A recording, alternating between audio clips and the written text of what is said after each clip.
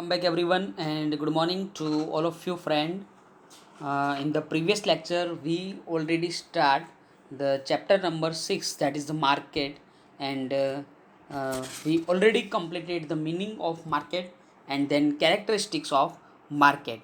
And the next question, that is the classification of market, and in the classification there are three base, that is the market based on location, and the second one, that is the market based on uh, quality, and the third one, that is the market based on competition.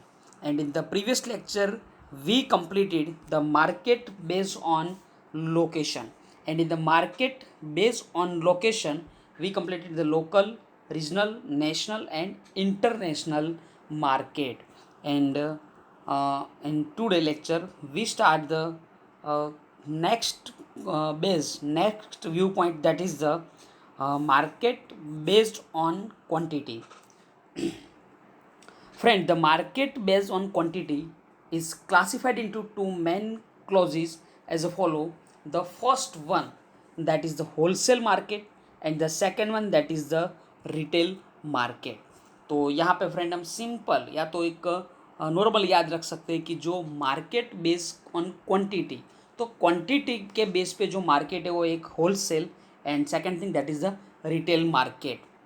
तो मैं आपको यहाँ पे एक chart draw कर रहा हूँ, simple तरीके से हमें समझ रहे हैं उनको, कि सबसे पहले जो है वो manufacturer, and then wholesaler, then retailer, and the last one that is the consumer. Here, the sales and purchase of items is done on a large scale. यानी कि फ्रेंड होलसेल मार्केट में जो सेलिंग या तो जो purchase हो रही है प्रोडक्ट वो लार्ज स्केल में, बल्क में हो रही है. The wholesale traders buy the wholesale goods from the market and sell it to the retail trader. तो फ्रेंड हमें याद रखना है कि जो होलसेलर है और मैन्युफैक्चरर के पास से क्या करेंगे, गुड्स को परचेस करेंगे and then sell to retail traders. This way the retail traders become a buyers, while the wholesale traders are an important link between the buyers and producer. So friend, we can understand that the buyers is the retailer, यानी कि retailer is the purchase the goods from wholesaler, and wholesaler purchase the goods from producer या तो manufacturer, and that's why the wholesaler is the link between manufacturer and retailer. Wholesale traders are an important link between the buyers and the producer. For example, wholesale grain market. तो friend यहाँ पे हमने देखा कि जो wholesaler था वो क्या था कि जो प्रोड्यूसर या तो जो मैन्युफैक्चरर, उनके बाद होलसेलर एंड देन रिटेलर. तो होलसेलर जो है वो रिटेलर एंड प्रोड्यूसर दोनों के बीच की क्या है, एक लिंक है. The next one, that is the retail market.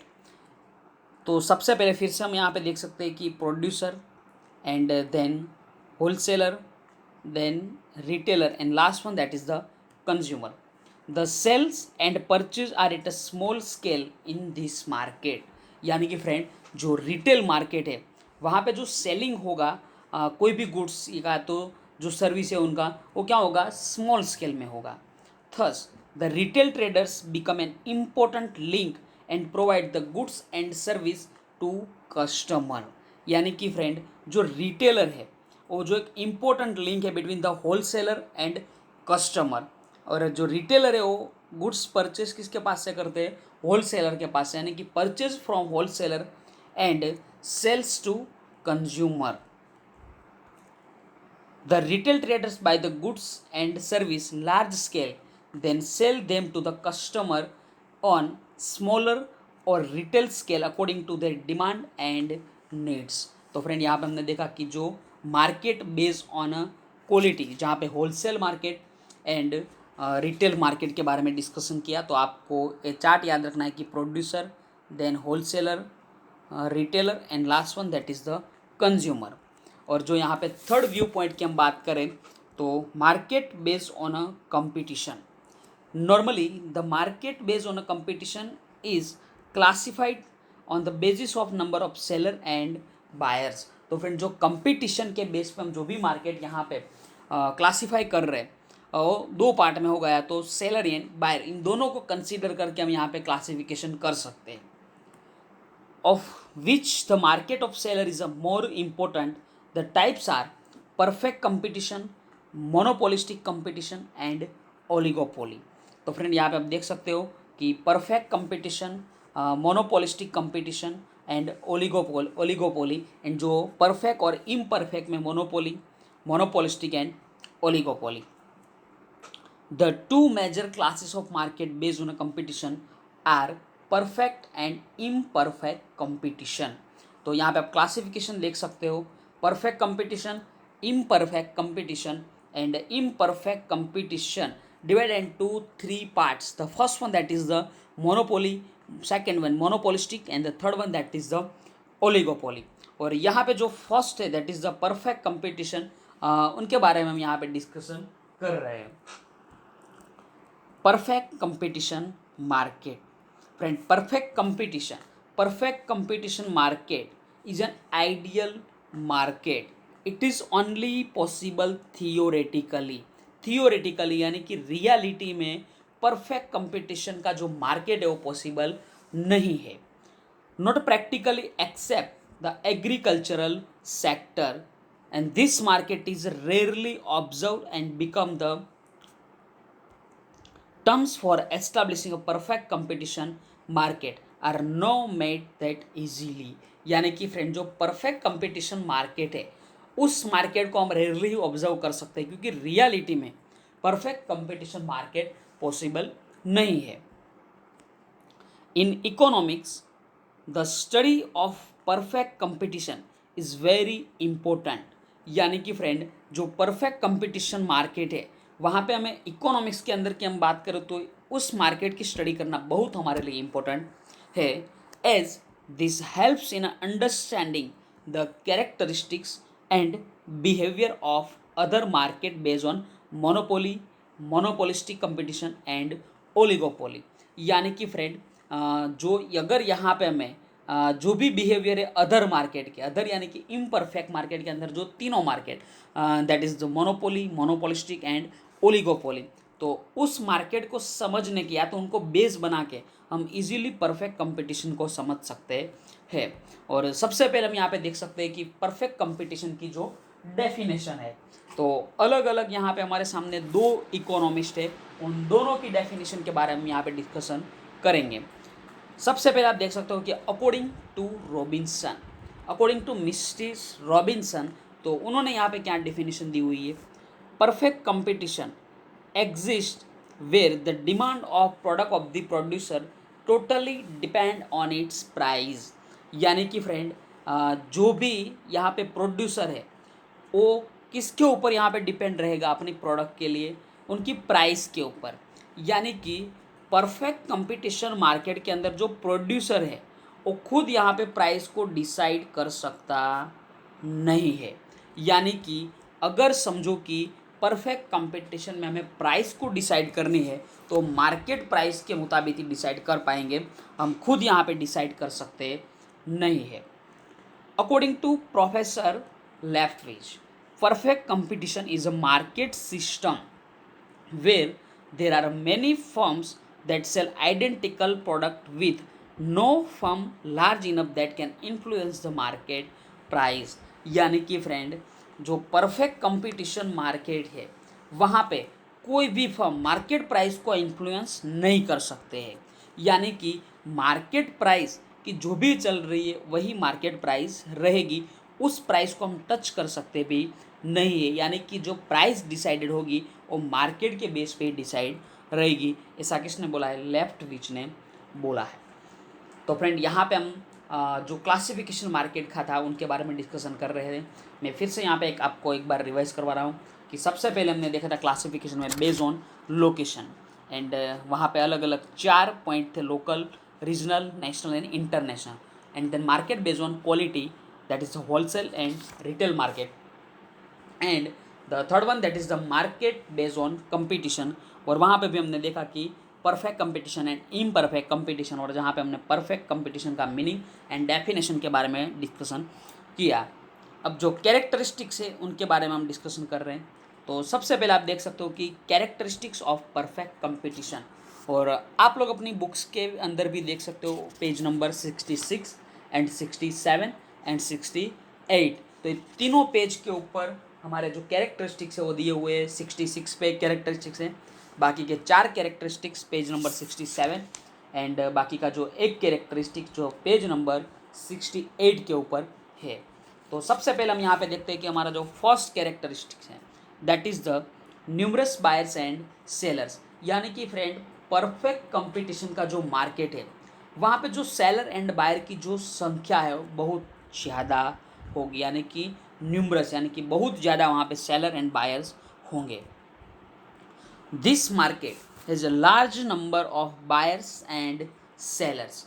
Of this numerous sellers, a single seller is very small part of the market. यानी कि फ्रेंड समझो कि 1,00,000 सेलर मार्केट के अंदर है। आप यहाँ पे देख सकते हो नंबर कि 1,00,000 seller is available in the market, और इस 1,00,000 सेलर में से जो सिंगल सेलर कि 1,00,000 में से जो एक सेलर की वो मार्केट का एक छोटा सा पार्ट है, small part of the market, due to which he cannot control or monopolize the wholesale market and neither can be influence the market price। यानी कि फ्रेंड 1,00,000 जो ट्रेडर्स है, जो सेलर है, और वहाँ पे हम एक सेलर को उनके सामने ले रहे हैं, तो एक जो सिंगल सेलर जो मार्केट की प्राइस को इन्फ्लुएंस नहीं कर सकता है। Example, in a wheat farm the increase or decrease in a production of single farm will not affect the total production of the wheat। यानी कि फ्रेंड हमें पता है कि जो एग्रीकल्चर सेक्टर की बात करें तो वहाँ पे पॉसिबिलिटी हो सकती है परफेक्ट कंपटीशन मार्केट की, तो बाकी के सेक्टरों में एक्सेप्शन ही रहेगा। तो फ्रेंड अगर समझो कि वीट का प्रोडक्शन हम कर रहे हैं लेकिन कोई एक सिंगल फार्मर है या तो जो सिंगल फार्म है वो समझो कि प्रोडक्शन नहीं कर रहे, या तो उनको प्रोडक्शन इंक्रीज या तो डिक्रीज हो रहा है, तो वो जो सिंगल फार्मर का जो प्रोडक्शन है will not affect total production of the wheat, thus being a very small part of the market the seller cannot influence the market price। यानी कि फ्रेंड जो सेलर है वो मार्केट प्राइस को यहाँ पे इन्फ्लुएंस कर सकता नहीं है। Similarly the buyers also are numerous, यानी कि जितने ज़्यादा नंबर में सेलर है उतने ही ज़्यादा नंबर में सामने बायर है, so they also cannot influence the market price and therefore here the market price depends only on the factor like demand and supply। इसीलिए फ्रेंड यहाँ पे हम कह सकते हैं कि जो कम्पिटिटिव या तो जो परफेक्ट कम्पिटिटिव मार्केट है वहाँ पे बायर या तो सेलर दोनों में से कोई भी पर्सन प्राइस को डिसाइड नहीं कर सकता है। Price is depends only on the factor like demand and supply, जो हमने पेज चैप्टर नंबर 3 और चैप्टर नंबर 4 में समझ लिया था। The next characteristics that is the identical product. तो फ्रेंड परफेक्ट कंपटीशन मार्केट के अंदर जो भी प्रोडक्ट अवेलेबल है वो क्या होगी, आइडेंटिकल, यानी कि उनके जो फीचर है या तो उनका जो फॉर्म है या तो शेप बोल सकते हो, colour, taste, weight and quality, उन सब में क्या होगी, कुछ ना कुछ सिमिलैरिटी होगी, इसीलिए हम बोल सकते हैं कि that is the identical products। Identical products mean the products having a similar feature, form, shape, color, taste, weight and quality। The products being a similar in a major aspects are referred to as a identical or similar products and therefore they can taken as a substitute of each other। तो friends substitute product के बारे में भी हमने chapter number 3 में देख लिया था कि सब्सटीट्यूट प्रोडक्ट यानी कि सभी प्रोडक्ट और सब्सटीट्यूट यानी कि हम ऑप्शन में उनका यूज़ कर सकते हैं। आपको एक एग्जांपल दे सकता हूँ मैं, एक्टिवा एंड जुपिटर। तो आपको पता होगा कि both the product have a similar feature, form, shape, colour, और वहाँ पे क्या होगा कि हम एक के बदले में दूसरे प्रोडक्ट का यूज़ कर सकते हैं। तो this is the substitute product. In this market the products being identical, यानी कि फ्रेंड जो कम्पिटिटिव परफेक्ट कम्पिटिटिव मार्केट है वहाँ पे प्रोडक्ट भी क्या होगी, आइडेंटिकल। द प्रोड्यूसर और seller can not set different price on identical product, यानी कि जो सेम प्रोडक्ट है उनके ऊपर जो भी सेलर है या तो प्रोड्यूसर अलग अलग प्राइस नहीं रख सकते हैं, या तो हम बोल सकते हैं कि सेट कर सकते हैं, लेकिन आपको पता होगा कि वहाँ पे ज़्यादा बहुत डिफरेंस नहीं हो सकता है। Is the buyers are not ready to pay different price for products having a similar characteristics and quality. यानी कि फ्रेंड अगर सेम क्वालिटी है, सेम फीचर है, सेम कैरेक्टरिस्टिक्स है, सब कुछ सिमिलरिटी दिख रही है, तो जो भी बायर्स है वो डिफरेंट पेमेंट नहीं करेंगे। क्यों? क्योंकि हमें पता है कि समझो कि एक्टिवा की बात करें और जुपिटर की, और जुपिटर की जो प्राइस है वो क्या होगी, लेस देन एक्टिवा। तो फ्रेंड यहाँ पे क्या होगा कि कोई एक्टिवा की ज़्यादा पेमेंट नहीं करेंगे। जिनके पास पैसे होंगे वो लोग परचेस कर सकते हैं, बाकी के जो लोग हैं वो क्या यहाँ पे प्रीफर कर सकते हैं, जुपिटर भी प्रीफर कर सकते हैं। The third one that is the free entry and exit forms. Free entry and exit forms यानी कि फ्रेंड कोई भी जो न्यू सेलर है वो मार्केट में एंट्री ले भी सकता है, free entry and exit of form, यानी कि अगर उनको जाना है, यानी कि अपना जो शेयर है मार्केट के अंदर वो लेना है तो वापस जा भी सकता है। सिंपल है मित्र फ्रेंड कि अगर समझो कि कोई न्यू सेलर मार्केट के अंदर एंटर हुआ और शॉर्ट टाइम के लिए या तो बिजनेस उसने स्टार्ट कर दिया, लेकिन शॉर्ट टाइम में उनको पता चल गया कि इस बिजनेस के अंदर हमें लॉस हो रहा है, तो ये बंदा क्या करेगा, बिजनेस को बंद कर देगा, यानी कि एग्जिट कर लेगा। Here there is a no restriction on the entry and exit of firms. यानी कि फ्रेंड जो परफेक्ट कंपटीशन मार्केट के अंदर एंट्री और एग्जिट दोनों क्या है, फ्री, यानी कि कोई भी बंदा आ सकता है एंड कोई भी बंदा जा सकता है। Any one can comes to and any one can go. When the firms are gaining abnormal profit, never firms are free to enter the market, and similarly, when firms are suffering from abnormal losses, they are free to exit the market. अगर समझो कोई भी firm या तो कोई भी बंदे को ऐसा लगा कि इस धंधे में प्रॉफिट बहुत है, एबनॉर्मल प्रॉफिट, तो बंदा एंट्री ले सकता है। एंड समझो कि एंट्री तो ले ली, अब बाद में पता चला कि इस धंधे में तो क्या है, एबनॉर्मल लॉस, तो क्या हो सकता है, they are free to exit the market, यानी कि वो मार्केट से एग्जिट भी कर सकता है। The free entry and exit of the firms is a sin for temporary time period. यानी कि जो भी बंदा एंट्री ले रहा है, जो भी एग्जिट हो रहा है, ये सब टेम्पररी टाइम पीरियड के लिए ही होता है। For very short time the firms enter in the market being attracted by the profit and exits from the market suffering losses. यानी कि फ्रेंड जो भी नई नई कंपनी या तो कोई भी नए नए फर्म आ रहा है, वो लोग अगर समझो कि शुरुआत में ही उनको पता चल गया कि इस धंधे में फ़ायदा ही फ़ायदा है, तो वो लोग क्या करेंगे, मार्केट में रहेंगे। अगर उन लोगों को ऐसा लगा कि लॉस, तो वो लोग क्या कर देंगे, exit. But for a longer time period, if the market in a situation of a normal profit, there is a less movement of firms, because when the industry reaches at a normal profit, there are no attraction to gain a higher profit, and in this case the normal profits, the firm don't exit the market as they are not suffering any loss।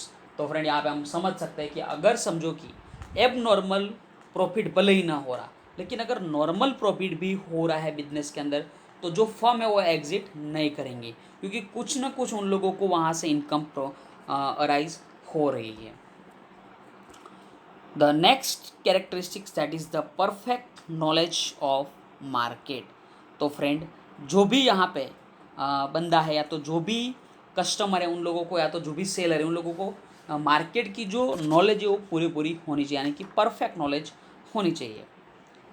The producer, buyers and sellers have the complete knowledge of the market, including product availability and product price।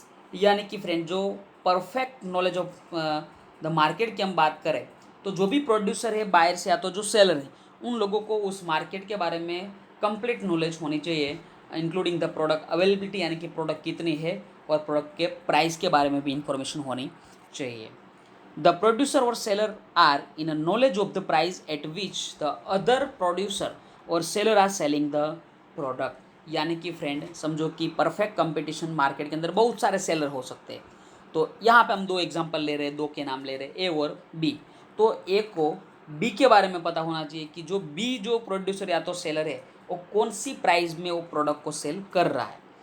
They also are aware about the quality of the identical और substitute product. यानी कि जो भी बंदा है, जो producer या तो सेलर, उनको वो भी नॉलेज यहाँ पे होना चाहिए कि जो क्वालिटी है ऑफ आइडेंटिकल और सब्स्टिट्यूट प्रोडक्ट, यानी कि जो हम जो प्रोडक्ट सेल कर रहे हैं और मार्केट में भी जो प्रोडक्ट सेल हो रही है, दोनों की क्वालिटी के बारे में भी उनको नॉलेज होना चाहिए.